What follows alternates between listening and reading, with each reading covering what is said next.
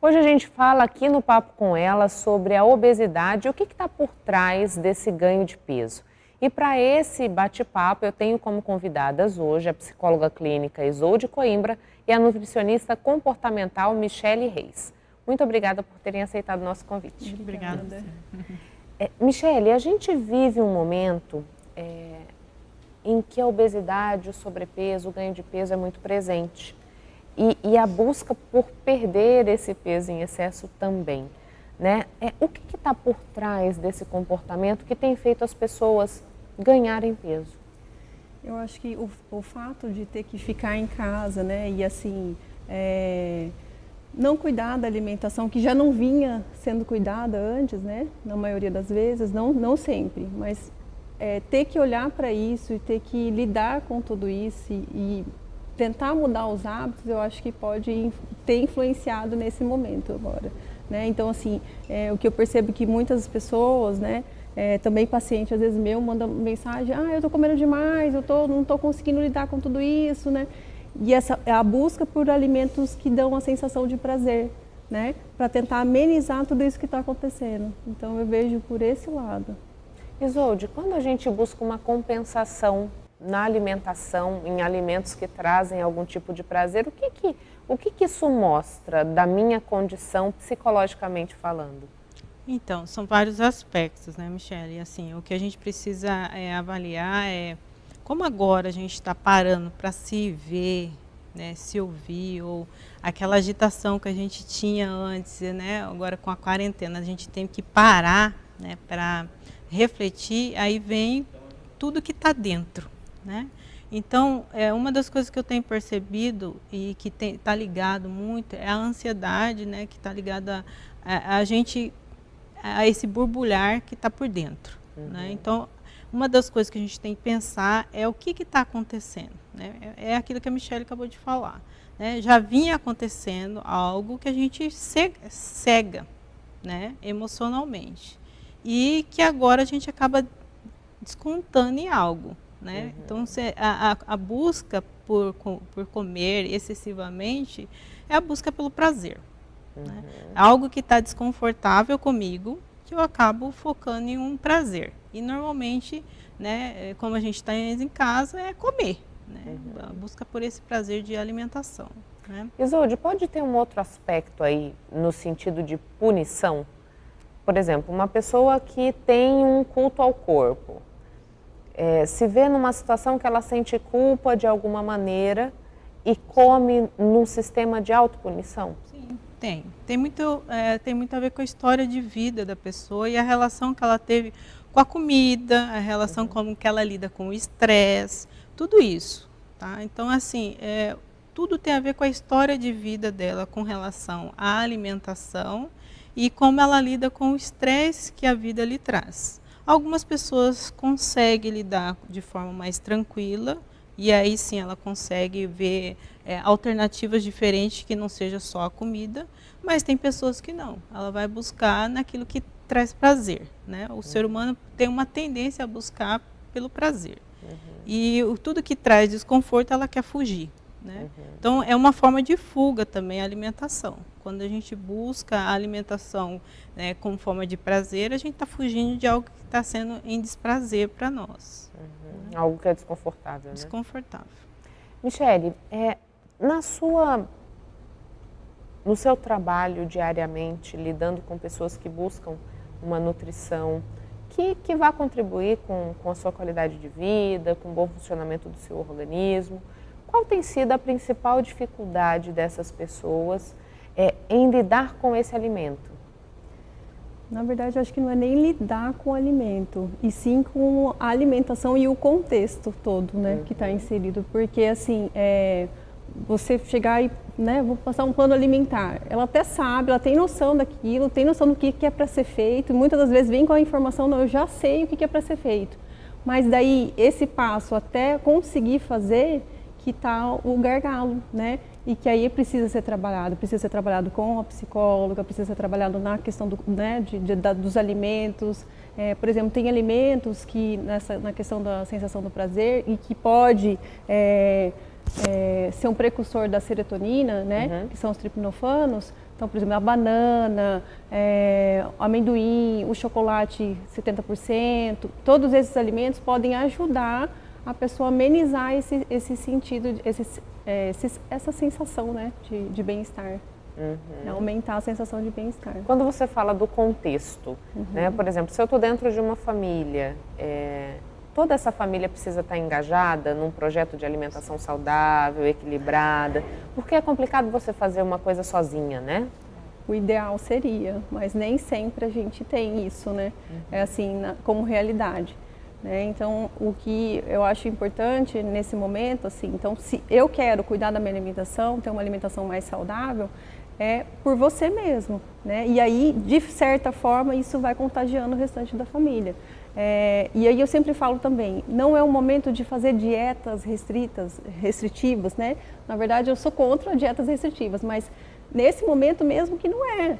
Né? Agora é a hora de se nutrir, de nutrir o corpo, de nutrir até os pensamentos, os sentimentos, porque não dá para pensar em emagrecer nesse momento. Né? É cuidar daquilo que você tem, né? Para que não aconteça nada, né? De pior. Você queria complementar alguma coisa, Isolde, dentro do que ela disse? Não. Não? Tranquilo. Quando você fala assim, tudo depende da história de vida da pessoa, tudo depende da relação que ela tem com essa alimentação.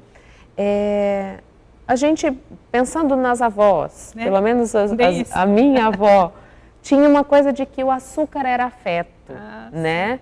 E a gente vê hoje crianças que já estão com obesidade, adultos que estão obesos e sofrem com diabetes, que sofrem com pressão alta. Como que fica para ressignificar isso, Isolde? Então, o primeiro passo é entender como foi sua história com a comida, é assim que eu faço.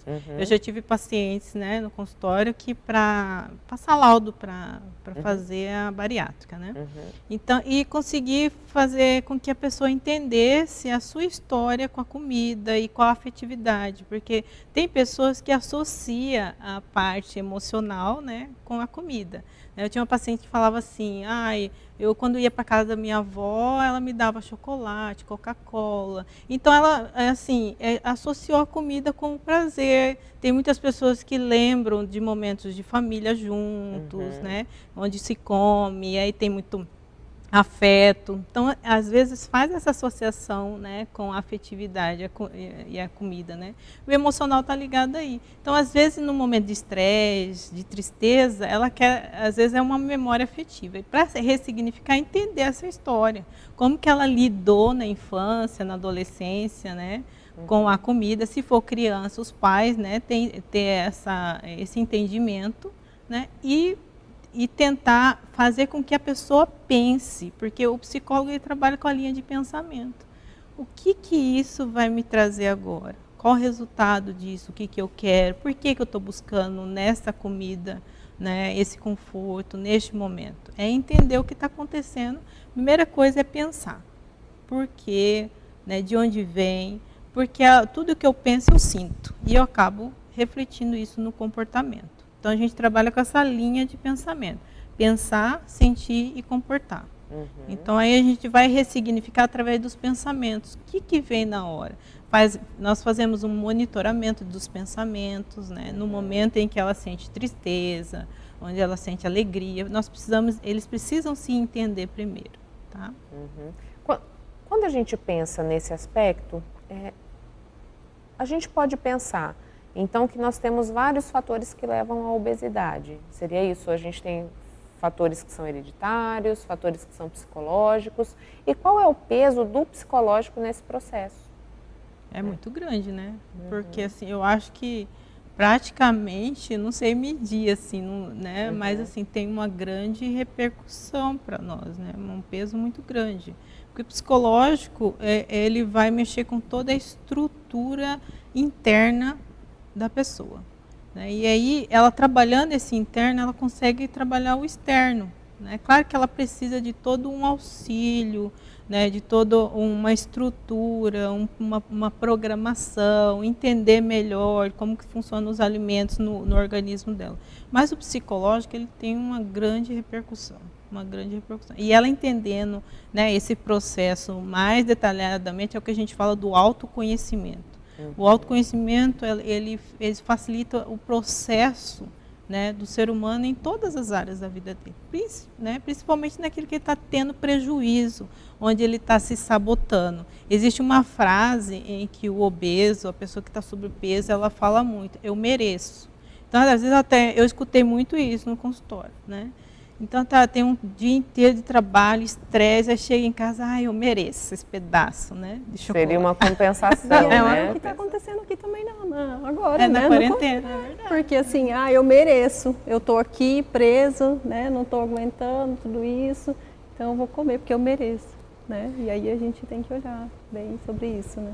Quando a gente pensa nessa questão do isolamento, no que está ao alcance da mão para a gente poder comer, né?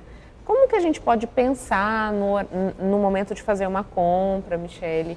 Como que a gente se organiza? Que tipo de hábitos a gente deve adotar para buscar uma alimentação mais saudável? Entendi.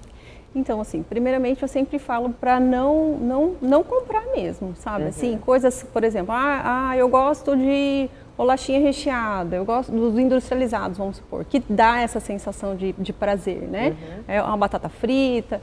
Então, evitar de comprar, né? Mas eu gosto. Então, deixa mais para o final de semana, uma vez, né? No final de semana. E aí, assim, organizar a sua casa para esse momento, né? Para você não cair em tentação. Então, vamos lá, vamos começar pela prateleira, pela despensa. Então, colocar no campo de visão os alimentos mais saudáveis. Geladeira, a mesma coisa. Então, lava as frutas, deixa as frutas bem na visão, de forma que a hora que você abrir a geladeira, você vai dar de cara com uma maçã lavadinha, né? Então, deixa uma salada de fruta pronta, coisas assim que vai te facilitar a você não cair na tentação, né, de comer. Porque a gente acaba buscando, né, essas coisas mais prazerosas, vamos dizer assim. E que depois não vai ter um prejuízo, como a Isolde disse pra gente. Michele, uma outra coisa. A gente vê que hoje a busca por cirurgias bariátricas é cada vez maior. Né? Isso se deve ao fato de que não é mais possível que essa pessoa perca peso fazendo uma reeducação alimentar, ou isso se dá pela facilidade que a bariátrica oferece, por exemplo? Eu acredito que tem duas vertentes aí, né? Uma é a questão dela não conseguir. E tem casos que a pessoa não consegue, né? Já tentou de várias formas, realmente não consegue, né? Aí é um caso, e já está com uma comorbidade, né? Ou um diabetes, uma pressão arterial, a pressão alta. Então tudo isso assim, né? Faz com que a pessoa precisa mesmo da cirurgia. Mas tem a questão de não trabalhar também essas outras questões até psicológicas. Então assim, é muito mais fácil eu ir lá e pagar uma cirurgia ou ganhar um quilo a mais para poder fazer minha cirurgia do que ter que mexer com o meu passado, ter que mexer com a minha estrutura, né? Então assim, acaba que tem essas duas vertentes. Isolde, quando a gente pensa, né, por esse caminho que é a cirurgia bariátrica, eu preciso também ter um acompanhamento psicológico para como essa pessoa vai ficar no depois, né? Você podia explicar um pouquinho para a gente o que acontece nesse processo e por que o acompanhamento psicológico é tão importante? Então, eu já tive casos no consultório, né, de pacientes que pediram laudos e eu falei, a condição é que a pessoa, pelo menos, né, mantenha o tratamento. Né? Por quê? Se ela vem há muitos anos com um hábito, um costume, né, uma crença com relação à comida, né, como ela lida com o estresse, esse movimento ele tem que ser trabalhado ao longo do processo.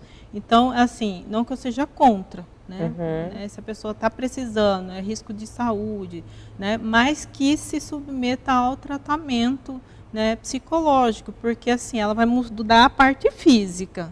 Mas e a parte emocional? Aquilo que ela já está acostumada há muito tempo a lidar, né, ao comportamento que ela está acostumada a associar com outras coisas. Então, assim, os fatores externos não vão mudar. Então, o que ela tem que mudar, né, na verdade, os fatores estressores não vão mudar. Né? O que ela tem que mudar é a forma como ela lida com o estresse e como ela fazia o mecanismo de associar a comida, a correr para a comida. Então, a gente trabalha todo esse acompanhamento para que ela consiga manter o peso e assim, porque, pelo que eu sei, o estômago diminui, né? Mas ele também é igual uma bexiga, né? Se o comportamento mantém, ela, daqui a um tempo ela está... Ele relaxa outra vez, né? E aí tem a questão também de, daí o paciente vai lá, fez a cirurgia, né? E aí chega um momento que ele fala, não, agora eu já emagreci, estou tranquilo. Aí para de tomar as vitaminas, não faz o acompanhamento com o psicólogo, não faz acompanhamento com o médico. E aí volta a ter comportamentos de antes da cirurgia.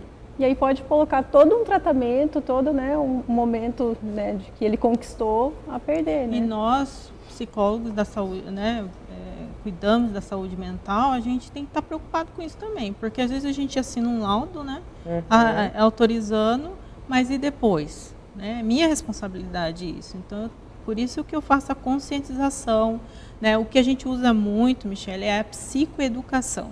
Né?